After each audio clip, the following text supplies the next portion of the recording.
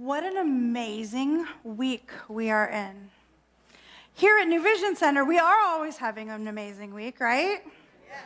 And all over the world, people are having amazing weeks right now. We have Passover or Pesach happening with our Jewish friends, some of whom are in this room, some of whom I know are watching.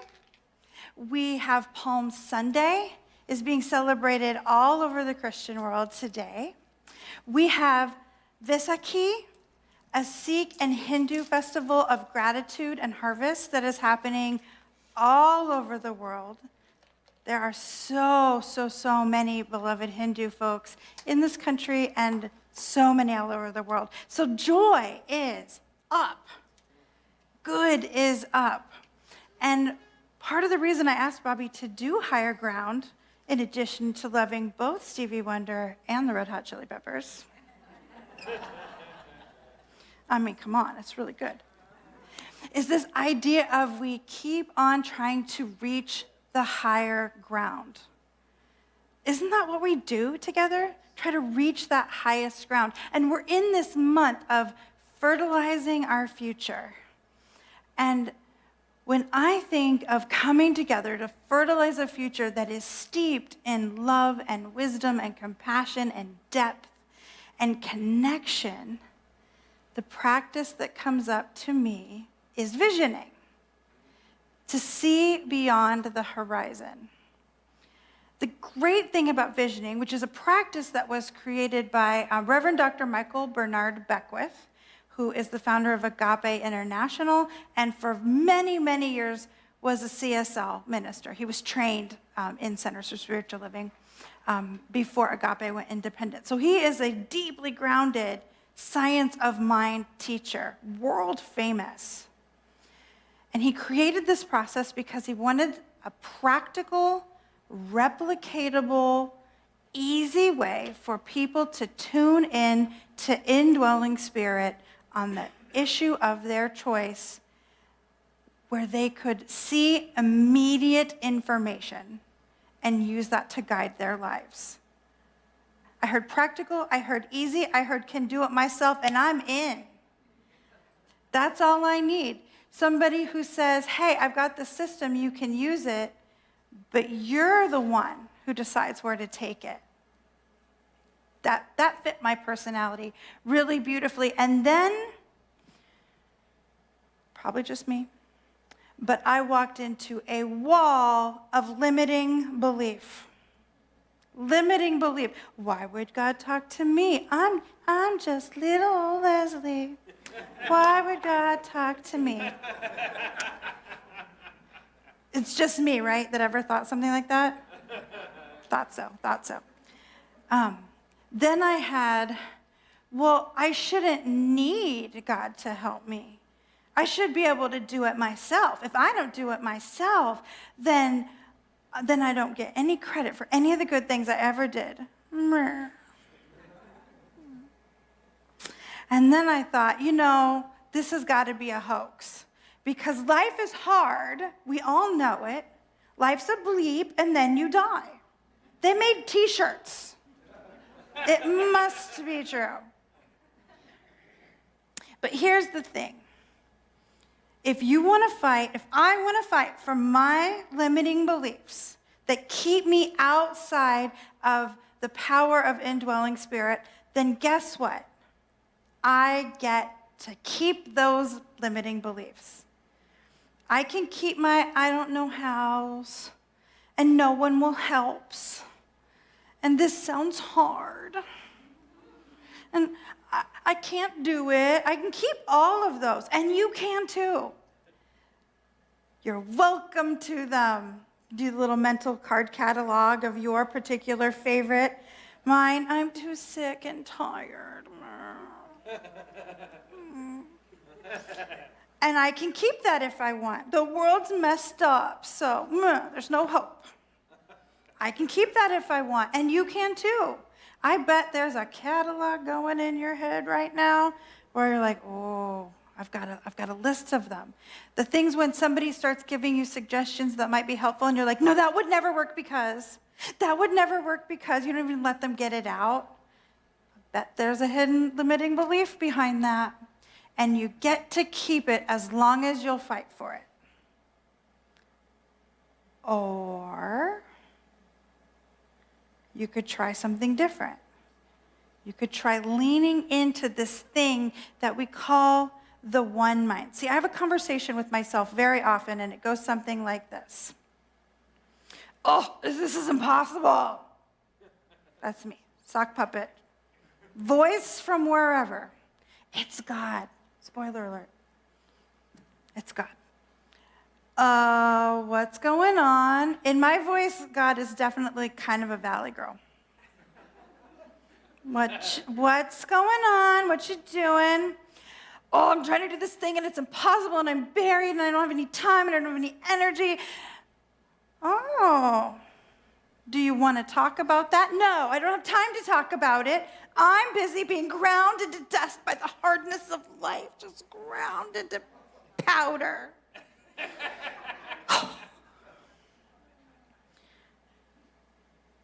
Well, are you maybe open to some assistance? Nobody's going to help me. Nobody ever helps me. It's always only me. It's literally never only me. So not the point in my tantrum. I'm the only one that ever does anything, and if I don't do it, it will all fall and everything will die. I don't even know what's dying in this story, but you probably don't know this about me, but I can be a little dramatic.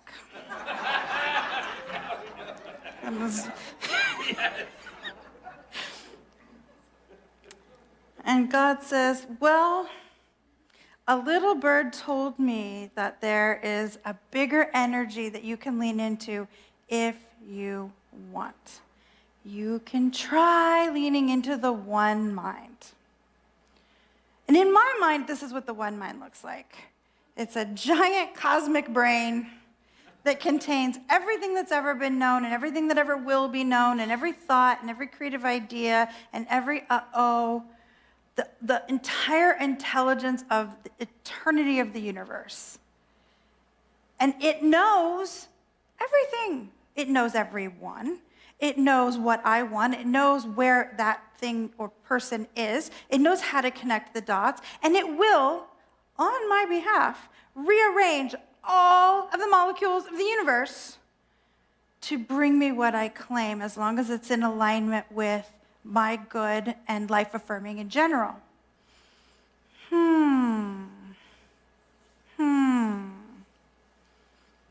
But how do I tap into it? Well, I see it like this.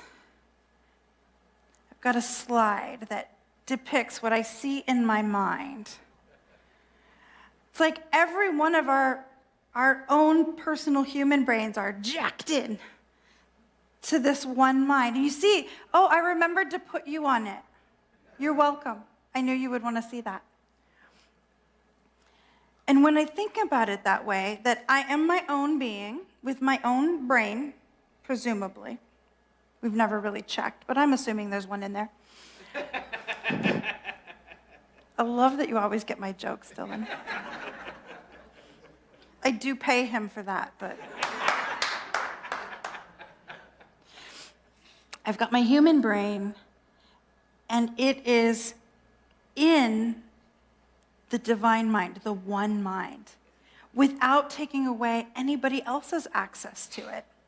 And the way I can connect with what is needed through all of these invisible dots that we don't see but seem really magical when manifesting starts to happen is because everybody else's mind are in that one mind too. And Spirit knows how to connect the dots to bring us what is for our highest and best, right? I find that so amazing. Ernest Holmes said it like this: the divine mind is infinite. It contains all knowledge and wisdom, but before it can reveal its secrets, it must have an outlet. 3 guesses what the outlet is. It's you. You don't need 3 guesses. It's me. It's whomever wishes to connect with that divine mind and have revealed for us what we need to know to create the life we seek.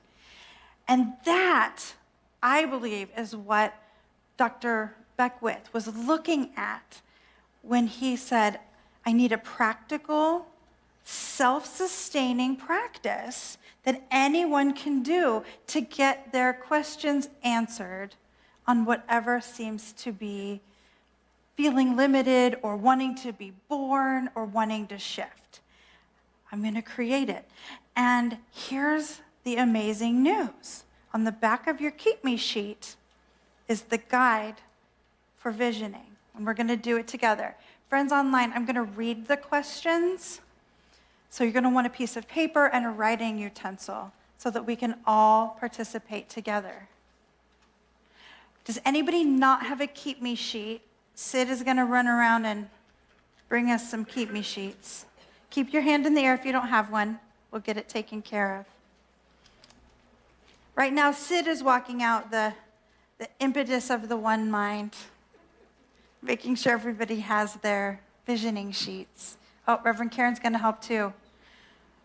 No surprise that Reverend Karen is part of the one mind as well. That's why she gets the big bucks.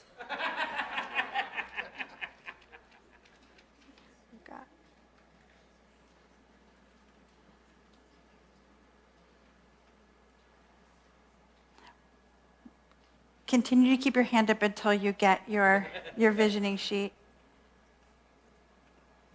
And do we have enough, Karen? We might need to share close to each other, or you can always pull out one of the other documents in the seat pocket in front of you if you don't manage to get one. Reverend Jeff, I think you know the questions. Beautiful. Oh, I love it when we run out of Keep Me sheets. It's such a sign of our growth. We're expanding our in-person group faster than we're thinking to make more Keep Me sheets. So here are some instructions while we make sure everybody is settled.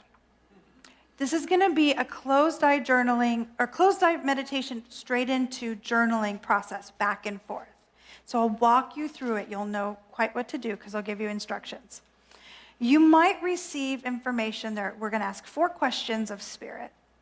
And you might receive your information in ways that are atypical for you. You might see pictures. You might hear a voice. You might see words or just have the presence of words. Ever have a word just kind of pop into your mind? It might be like that.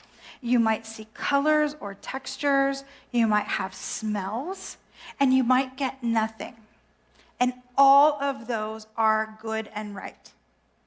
For folks who get nothing, some of us take a little longer to process, and the awareness might show up later today or tomorrow or next week. You might get things that you have no idea what they mean. I famously once, in a visioning about remodeling the building, visioned a horse with a rainbow tail. Might have been a unicorn. And the deal is, with visioning, you record everything because you never know what's going to mean something later on. I now have a unicorn with a rainbow tail in my office that was gifted to me by a person that was not part of that visioning. Right?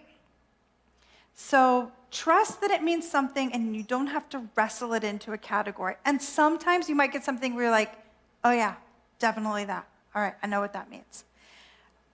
Whatever shows up is exactly right for you. All right. First thing you want to do is choose a topic to vision about. Do you have an event coming up? Are you asking a big question in your life? Do you just want general information? Because you'll see the first question is, what is Spirit's highest vision for blank? And you want to put in whatever that is. What is Spirit's highest vision for my life, for my career, for this particular project I'm working on, for my relationship? Whatever it is, go ahead and write it in that blank. And then I invite you to just close your eyes or soften your gaze, keeping your paper and pen where you can easily access it.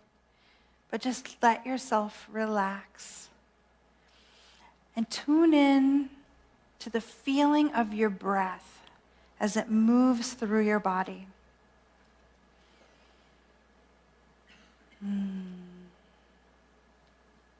Just let yourself feel that. Noticing that with each breath you get a little more relaxed.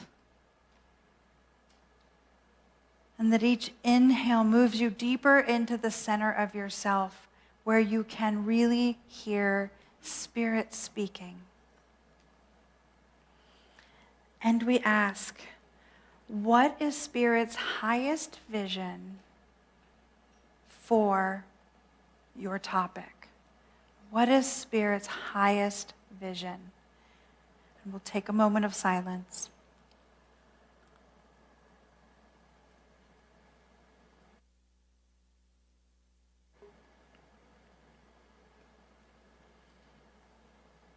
What is Spirit's highest vision? And as you catch images or sounds or whatever, feel free to write them down as you go.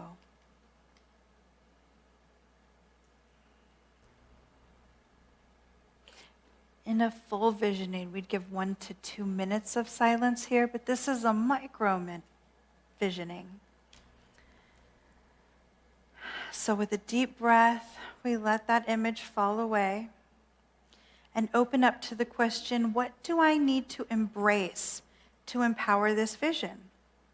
What do I need to embrace to empower this vision? And again, we take it into silence.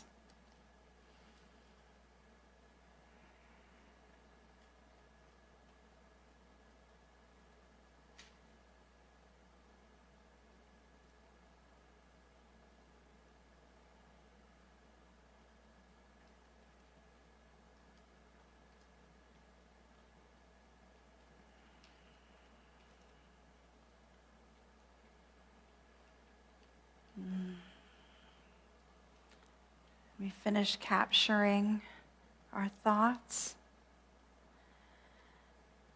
And when we're ready again, we let that image fall away. And we open up to the question, what do I need to release to empower this vision? What is mine to release in order for this vision to be empowered?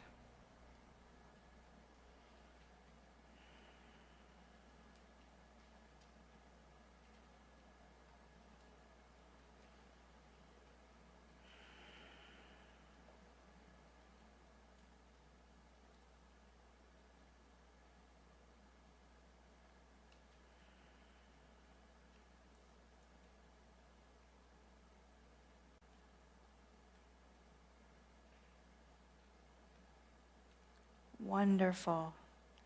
And we open up to our final question, and my favorite question. Is there anything else for me to know right now?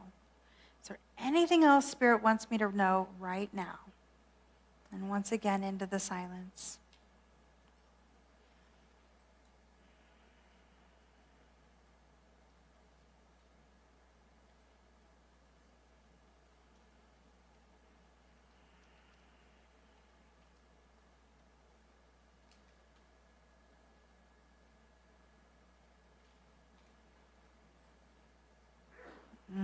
Beautiful. And we'd like to close out visioning with a blessing of gratitude. How grateful we are for all of the wisdom that has been revealed, for this time of centering in Spirit, and for any and all information that has been shared with us. How grateful we are for the good, however it comes. And so it is. And I invite you back into the space. And at the very least, you had a lovely, relaxing experience. And at the very most, you might have uncovered some things that you didn't know or didn't know that Spirit was affirming for you, through you. And so what now? I wrote it all down, Reverend Lezli. I wrote down roller skates and a sunshiny beach and the word yes.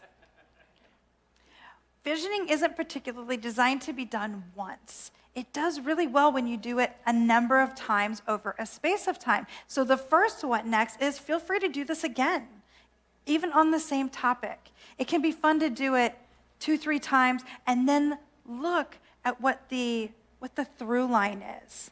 What are the patterns that are evolving and what do they show you? A hole in the ground might not have meant much to you in one visioning, but when you see in another visioning fresh plants from the nursery and in another one a beautiful backyard, Spirit might be nudging you to make that garden of your dreams. You're worth the time, you're worth the effort. The patterns over time can really reveal a lot about what is deep in our heart that we're not letting ourselves see or letting ourselves have. The next is to let what you uncover through visioning guide your actions. Feel into that vision. Perhaps even create a vision statement for yourself for that project or part of your life that you're visioning for. Let it guide you. And the third way to move forward is to take what you've gathered through visioning into your prayer life. Sync up with Spirit in all the different ways you have access to. Take it into your meditation life. This is a direct connection to what Spirit has had to say to you through you. Whether you think of Spirit as an energy or an entity, as my friend Paula says, or as your own highest self, it doesn't really matter. What matters is you're touching into that deep space. So however it lands for you is exactly right for you in this moment. At the end of the day, I feel like Ernest Holmes said it best in the Science of Mind text when he was talking about being open. He said, we must be open and receptive. We already have within us a wisdom that knows goodness. We consciously tune into it and listen. And I would add, from that space, everything gets better, stronger, more loving, more connected, more powerful. And that is what we came here to be, right? So your invitation this week, and frankly, for every week for all time, is to let that vision guide you. Let it carry you into your something greater. And so it is.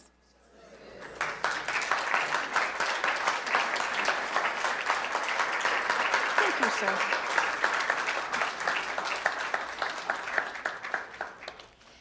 Well, let's speak a prayer to anchor this in, and then we'll get some beautiful music.